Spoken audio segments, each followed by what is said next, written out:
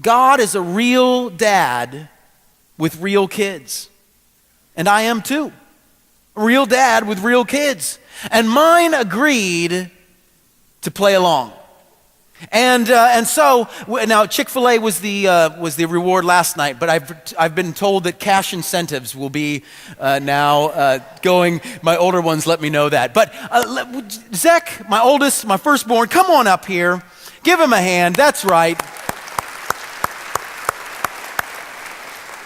Anybody that has to put up with me as a dad, is worthy of some applause there. So, but Zech, I just want to tell you, I love you. When you were born, you changed my life. I had worked with kids, but I'd never had one 24/7. And so, it changed my life. And so I got to tell you something about you, that your father loves your persistence and your persuasiveness. When you were little, we called you our little man, because you were always talking and always asking and always explaining and always negotiating deals. We called you our little lawyer. You were always persuading us to something that was important to you, and you would not relent until you found the truth, or you got your way, or you persuaded others of your perspective.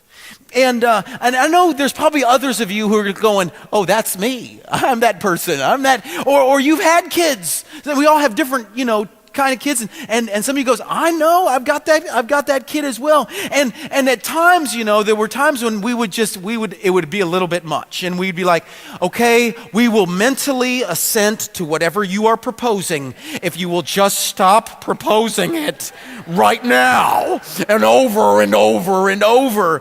And but you know what? But we would always go out, and the first thing that we'd always talk about is, did you know what Zech said today? Oh, Zech said this, and Zech said that, and your conversation has always just blessed us so much. But I don't think I really missed it until this past year. Those 8 months when I was here, making our way towards here, but you guys had to finish up your school year in Portland, Oregon. Your mom said that the highlight of her every day was you and your conversations. Mom, did you know? And Mom, hey, what do you think about this? Blah, blah, blah. And it would keep the whole family talking and engaged together. And I appreciate that so deeply. And then when you did finally come here, it was like we lost no ground after being apart. We lost no ground, because you just got to the house and you just started talking. And did you know? And it was like, we have lost nothing. This has been great. And then at that point I realized how much I missed just listening to you talk, and your words and your ongoing just conversation that if you're thinking it, you're saying it. And I just appreciate that. And I think a lot of times, we would often find ourselves doing new and things that maybe we wouldn't have done, because you kept asking and kept asking. You've taken our family sometimes on a little bit of an adventure, and I appreciate that. Your name, Zechariah, reminds me of the prophet Zechariah, who was known for his ideas, his thoughts, his words, his visions, especially when he spoke for God. And he said that the best of the best I will put into the fire. I'm going to refine them like silver. I'm going to test them like gold. You're like this lifelong learner. You just refine us all the time, and God continues to refine you. Well, they will call, the best of the best, they will call on my name. And the tense there in the Hebrew is they will call on my name, and they will keep calling on my name, and keep calling on my name, and keep calling on my name, and I will answer them. I will say, they are my people, they are my children. They will say, the Lord is our God, He's our dad, He's our father. The Lord is our God. Zech, I absolutely love your persistent and persuasive words, and God loves that about you too. And you know what? You, children of God, your Father loves your persistence and your persuasion too. The forefathers and heroes of our faith boldly approached God in confidence, like He was a loving Father and we are just His beloved children, and He ought to just listen to us. I mean, you remember Jacob, the father of the nation Israel, wrestling and praying with God all night long, but no matter how strong and intimidating God was, Jacob replied in his thoughts, in his words, in his prayers, I'm not going to let you go. I'm not going to stop talking until you hear me, unless you bless me, till you give me what I want, till you give me what I need, till we see things, we're on the same page, you and me, God. And God did it.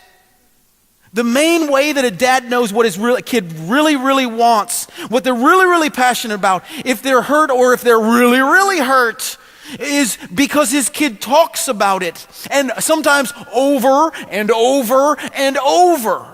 And after a while, us parents, we pay attention to persistent words spoken by our children, and they persuade us then to action. In fact, isn't that what Jesus taught us about prayer? Jesus said to them, suppose you, and that's you in this parable, have a friend, and in this parable the friend is God, and you go to him at midnight and you say, friend, come up there and upstairs, lend me 3 loaves of bread. I had this other friend, he came on a midnight journey, he's come to me, and I have no food to offer him. He was a surprise, but I need bread. And suppose the one inside, God, answers and he says, don't bother me. The door is already locked and my children and I are in bed and I can't get up and give you anything.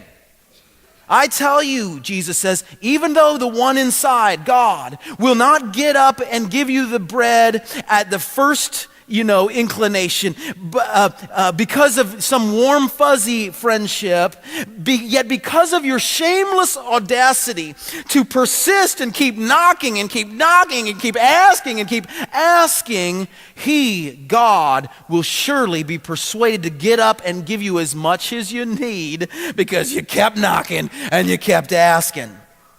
So I say to you, he says, yes, you, when you pray, ask. And the tense there in the Greek means to ask and keep on asking and keep on asking and keep on asking, and it will be given to you.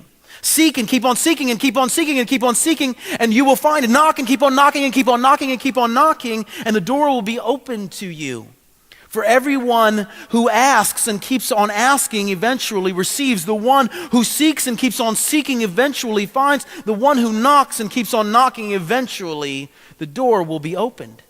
Jesus pretty much gave you instructions and permission and license to bug him, to bug God.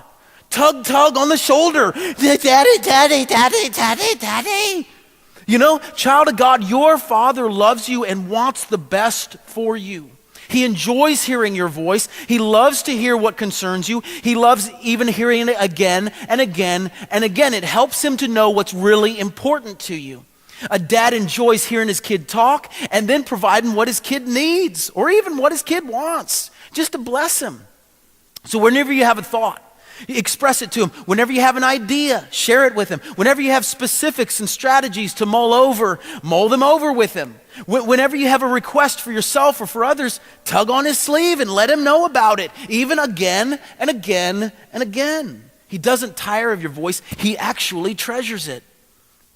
Zech, and all of you children of God, always keep on talking with him. Don't ever let anybody or anything shut you up from having a voice with your Father or asking him questions or learning about life from him. Your dad loves your confident persistence and your desires to persuade him to act and to move in your life.